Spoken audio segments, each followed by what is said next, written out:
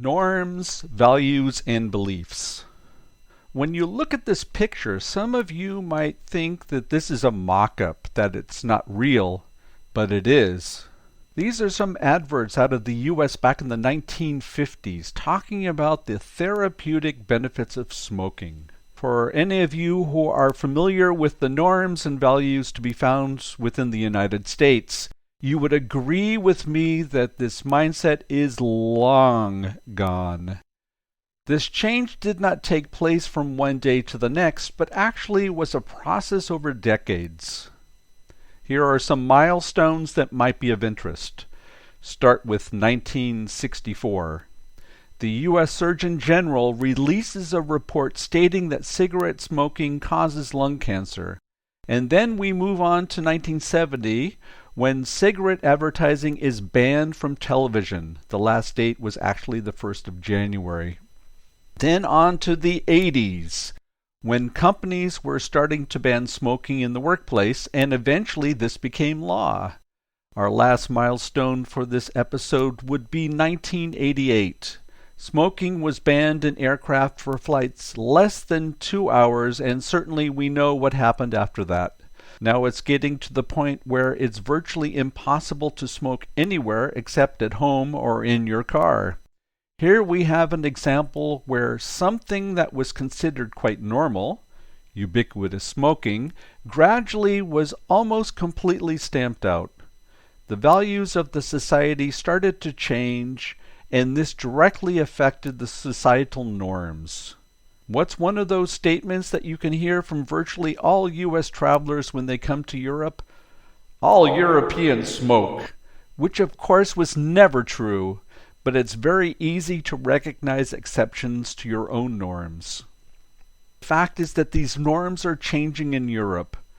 Throughout the entire world, nothing stays the same.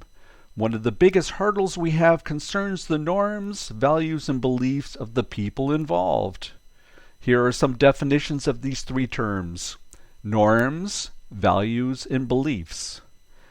Norms define how we are supposed to behave based on what society sees as being correct or important.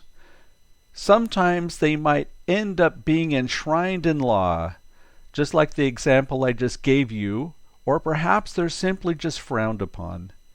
Values are the elements in our culture that define what is good and just in our society. And then lastly, we have beliefs, which basically are what individuals hold to be true. Do these elements exist only in countries and regions? We talk often about the values that companies stand for, which makes up the corporate culture.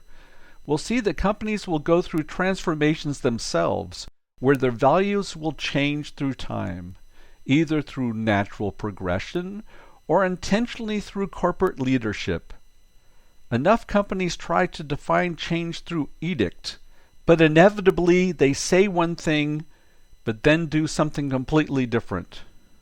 There's very often a resistance at various levels within the organization.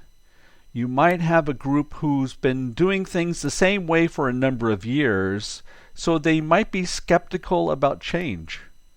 We have the clients who might have a different way of looking at things. Then we have the cultural and the regional norms and values, which might be the polar opposites than what we're actually trying to foster.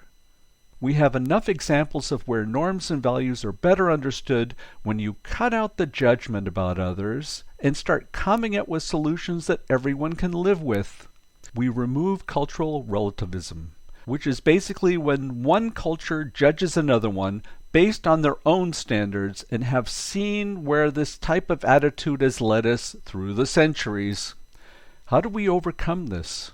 The first step is awareness of our own norms, whether they are in alignment with your values. What about the others? Remember, nobody is perfect.